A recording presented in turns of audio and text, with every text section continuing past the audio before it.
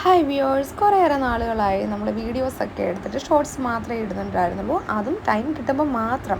അറിയാലോ, കുഞ്ഞു കുട്ടികളൊക്കെ ഉള്ളവർക്കാണെങ്കിൽ ഭയങ്കര പാടായിരിക്കും. ഒട്ടും സമയം നമുക്ക് വീഡിയോസ് എടുക്കാനോ ഒന്നിനും നമുക്ക് ടൈം കാണത്തില്ല. സ്വന്തം കാര്യം തന്നെ നോക്കാൻ നമുക്ക് ടൈം കിട്ടുന്നില്ല.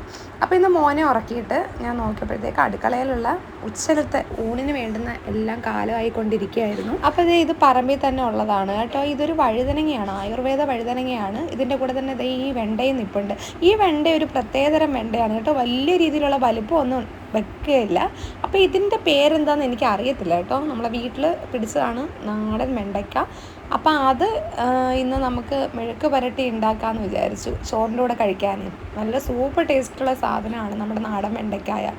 അപ്പോൾ അതിൻ്റെ ഈ ചെവിടി ഇങ്ങനെ പൊട്ടിച്ച് നോക്കുമ്പോൾ അറിയാൻ പറ്റും. അതൊരു എന്താണ്, താമരമൊട്ട് പോലെ ആ ഒരു ഷേപ്പാണ് അതിന് കേട്ടോ. അപ്പം അതിൻ്റെ കൂടെ 2 പച്ചമുളകും സവാള എടുത്ത് അതരിയാം. പിന്നെ ഇതിൻ്റെ കൂട്ടത്തിൽ തന്നെ അമ്മ പുളിശ്ശേരി കാളനുണ്ടല്ലോ, വെള്ളരിക്കയൊക്കെ അരിഞ്ഞിട്ടിട്ട്, അപ്പോൾ ആ പുളിശ്ശേരി കാളൻ ഉണ്ടാക്കാനുള്ള ഒരു ഇതിൽ ആ ഒരു കൂട്ടൊക്കെ അരച്ച് തയ്യാറാക്കി. അത് നേരത്തെ മഞ്ഞൾപ്പൊടി ജീരകമൊക്കെ ഇട്ടേക്കുന്നത് കൊണ്ട് തന്നെ നമ്മൾ തേങ്ങായും ഉള്ളി ഇഞ്ചി അങ്ങനെയൊക്കെയുള്ള സംഭവങ്ങളൊക്കെ അരച്ച് ചേർത്ത്. പിന്നെ ഇതിൽ ആദ്യം തന്നെ നമ്മൾ തൈര് ചേർത്തിട്ടില്ലായിരുന്നു, പിന്നീടാണ് തൈര് ചേർക്കുന്നത്. നമ്മുടെ തട്ടാറുകോണം തൈരാണ് കേട്ടോ. തട്ടാറുകോണം പാലും തൈരും ഒക്കെ നമ്മുടെ സ്വന്തം സ്ഥലത്തിൻ്റെ പേരിൽ തന്നെ തൈരും പാലും ഒക്കെ എന്താണല്ലേ. നമ്മുടെ സൊസൈറ്റിയിൽ തന്നെ ഇത് വിൽപ്പനയുണ്ട്. നല്ല സൂപ്പർ ടേസ്റ്റായിരുന്നു ഈ കാളൻ. അപ്പോൾ നല്ല പുളിയും ഉണ്ടായിരുന്നു കേട്ടോ ഈ തൈരിന്. അപ്പോൾ നമ്മൾ കുറച്ച് ഉപ്പൊക്കെ ഇട്ടിട്ട് അത് മാറ്റി വെച്ചിട്ട് പിന്നീട് താളിക്കാനുള്ള ഇതെല്ലാം അരിഞ്ഞ് വെച്ചേക്കാണ്. അപ്പം നമ്മുടെ പൂച്ചപ്പടകൾ വന്നിട്ടുണ്ട്.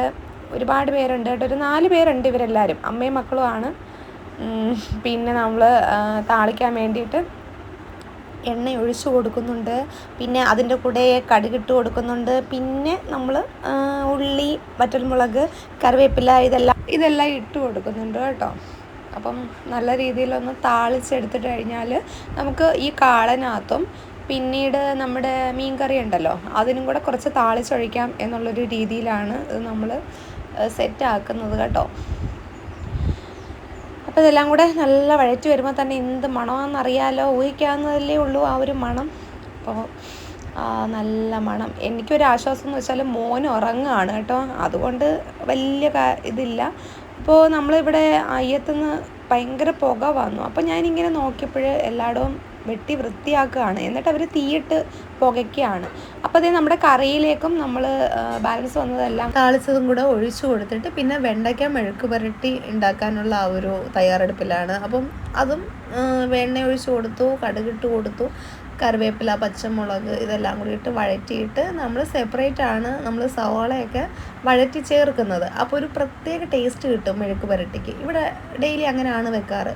അപ്പോൾ അങ്ങനെ ഇതെല്ലാം കൂടെ നല്ല രീതിയിലൊന്ന് വഴറ്റിയെടുത്ത് കുറച്ച് ഉപ്പും കൂടി ഇട്ടിട്ട് നല്ല രീതിയിൽ ഒന്ന് വഴറ്റിയെടുക്കും.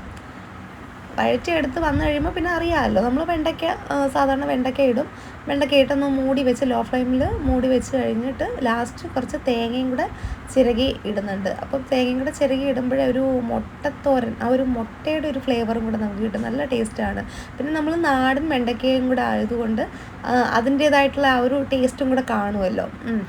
അപ്പോൾ ഇന്നത്തെ ഊണിൻ്റെ വിശേഷങ്ങൾ ഇത്രയൊക്കെയാണ്. ഇന്നത്തെ കറി, ഇന്നത്തെ വിഭവങ്ങൾ, ചോറിൻ്റെ കൂടെയുള്ള ഇന്നത്തെ കറികളെല്ലാം ഇത്രയൊക്കെയാണ് കേട്ടോ. അപ്പോൾ ഇന്ന് ഇതെല്ലാം കൂടെ ചേർത്ത് ഒറ്റയൊരു പിടി പിടിക്കാമെന്നും പറഞ്ഞ് ഞാൻ നിൽക്കുകയാണ് കേട്ടോ. അപ്പോൾ നല്ല വിശപ്പും വരുന്നുണ്ടായിരുന്നു. അപ്പം ഞാൻ പറഞ്ഞതുപോലെ ലാസ്റ്റ് മഞ്ഞൾപ്പൊടിയൊക്കെ ഇട്ട് അത് വഴറ്റി സെറ്റാക്കി. പിന്നെ നമ്മൾ ചോറ് എടുക്കുന്നുണ്ട്. പിന്നെ നമ്മുടെ കാളൻ ഓലനെന്നും പറയും, വെള്ളരിക്ക ഇട്ട് നല്ല തിക്കായിട്ടുണ്ടല്ലേ, നല്ല പുളിശ്ശേരി. അപ്പം ഞാൻ ഇത് 3 പേരും പറയുന്നത് കൊണ്ട് ആരും സംശയിക്കരുത്. ഇത് 3ഉം ഒരു കൂട്ടം കറിക്ക് പറയുന്ന പേര് തന്നെയാണ്. പിന്നെ നമ്മുടെ ചുവപ്പൻ കോരയാണ് കിട്ടിയത്. ചുവപ്പൻ കോര തേങ്ങ അരച്ച് വടക്കംപുളി ഇട്ട് വെച്ചതാണ്. ചെറിയ ചുവപ്പൻ കോരയായിരുന്നു. അപ്പോൾ അതും നല്ല ടേസ്റ്റ് ഉണ്ടായിരുന്നു. അതിൻ്റെ കൂടെ വെണ്ടയ്ക്ക മെഴുക്ക് പുരട്ടി. അപ്പോൾ ഇന്നത്തെ ഈ ഒരു വീഡിയോ ഇത്രയേ ഉള്ളൂ. അപ്പം ഞാൻ ടൈം കിട്ടുമ്പം നമ്മൾ വീഡിയോസൊക്കെ ഇടുന്നതായിരിക്കും.